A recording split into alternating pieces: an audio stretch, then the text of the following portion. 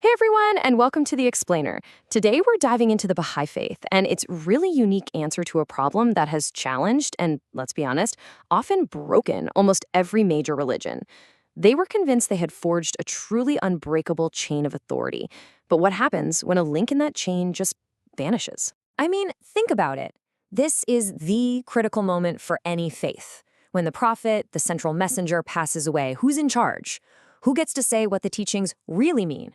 If you don't have a clear answer, you get splits and factions. History is just littered with examples of this going wrong. So here's our roadmap. First, we're going to look at the Baha'i master plan to prevent division, this sacred covenant that created the office of the guardian. Then we get to the drama, the moment that chain seemed to snap. We'll uncover a really surprising claim to leadership and see how it all led to the two very different paths the faith follows today. Okay, let's jump in.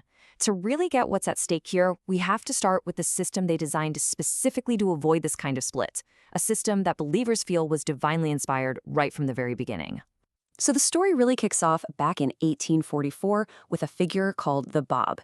He came along and basically said, "Get ready, someone even more important is on the way." And sure enough, in 1863, that messenger, Baha'u'llah, declared his mission. But here is the crucial part. When Baha'u'llah passed away in 1892, he didn't just leave things to chance. He did something pretty radical for the time. He left a written will, a testament. But this wasn't just any will, it was a sacred covenant that spelled out, in no uncertain terms, exactly who was in charge next. This was the ultimate safeguard, designed to prevent all the infighting and power grabs that had plagued other religions. The whole idea was to create this perfect, unbreakable chain of authority, leading directly back to the founder himself. And that very first link in the chain, his eldest son, Abdul-Baha. Baha'u'llah made it absolutely plain. This is the guy. He is the center of the covenant, the only person who can give the final correct interpretation of the holy writings. So the key takeaway here is that there was zero ambiguity. Everybody knew who the boss was. All right, so now we get to how Abdu'l-Baha, in his turn, made sure that chain would keep going. And this is where it gets really interesting, because he didn't just point to the next person in line. No, he created a permanent, powerful institution to guide the faith for, well, forever. He did this in his own will and testament, a document that for Baha'is is basically the constitution for their entire global community. And in this text, he establishes a brand new, hereditary office, the guardianship. Then he appointed his own grandson, Shoghi Effendi, to be the very first guardian. And the power given to the guardian was just massive. He wasn't just the sole interpreter of scripture or the protector of the faith, he was also named the permanent head of their future supreme governing body, the Universal House of Justice. And most importantly, it was his job, and his alone, to appoint his own successor, making sure that chain of command would stay strong and unbroken forever. Now, for 36 years, everything went according to that plan. Shoghi Effendi led the Baha'i world. But then a completely unexpected event happened that threw that entire system into chaos, threatening the very unity the covenant was built to protect. It's November 1957. Shoghi Effendi dies suddenly while in London. For Baha'is around the world, the news was a shockwave. First came the grief, of course, but right on its heels was this deep, profound sense of uncertainty. They immediately started searching his papers, looking for that next link in the chain.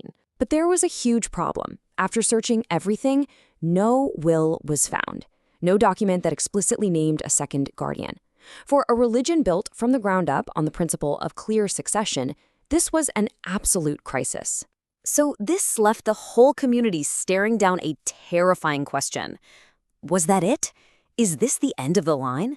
After all the safeguards, all the planning by Baha'u'llah and Abdu'l-Baha, did the unbreakable chain actually break after just one successor? So the majority of Baha'is looked at the situation and concluded, yeah, the guardianship must be over. But a smaller group said, hold on, everyone's missing the point. The succession did happen. It just wasn't in a will. It was an official act Shoghi Effendi performed years earlier, and it was hiding in plain sight the whole time.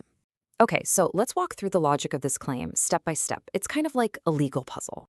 In 1951, Shoghi Effendi creates a new body, the International Baha'i Council. He then publicly calls this council the embryonic Universal House of Justice, the baby version of the faith's future supreme institution. Then he appoints a man named Charles Mason Remy as the president of this embryonic body. The final piece of the puzzle is back in Abdul Baha's will, which says the guardian is the permanent, sacred head of the Universal House of Justice. So you see what they were arguing? By making Mason Remy the head, the president of the embryonic supreme body, Shoghi Effendi was, by definition, naming him as the next in line. The head of the baby institution would naturally become the head of the adult one. The succession wasn't missing, it had already happened, out in the open. The chain, they claimed, was never actually broken. And this quote from Mason Remy himself really captures the surprise of it all. He said that he only figured it out more than a year after Shoghi Effendi's death, as he was piecing it all together. I mean, can you imagine? He's claiming that even he didn't realize his own status. It was a stunning claim that would force the entire community to pick a side. Well, Remy's claim was not accepted by the high-ranking Baha'is who were managing the faith at the time. They rejected his argument completely, and that rejection led to a deep, fundamental split within the Baha'i community that continues to this day. So this is what it boils down to. Two distinct paths. The mainstream Baha'is concluded the guardianship was over. They moved forward to form an elected Universal House of Justice, but one without a guardian as its head. On the other side, those who accepted Remy's claim, the Orthodox Baha'is, maintained that the guardianship is a permanent hereditary institution and that Charles Mason Remy was in fact the second guardian. And ultimately, this was about so much more than just one man's claim. It was a deep conflict over how you're supposed to interpret your own sacred texts, especially Abdul Baha's will, and what Shoghi Effendi's actions really meant. It was a clash between two totally irreconcilable ideas about the very nature of authority in the religion. Which leaves us all with a much bigger question, right? When the written words of a faith, its charter, seem to conflict with the messy reality of what's happening on the ground, who gets to decide the path forward? And what happens when a community of believers just cannot agree on the answer?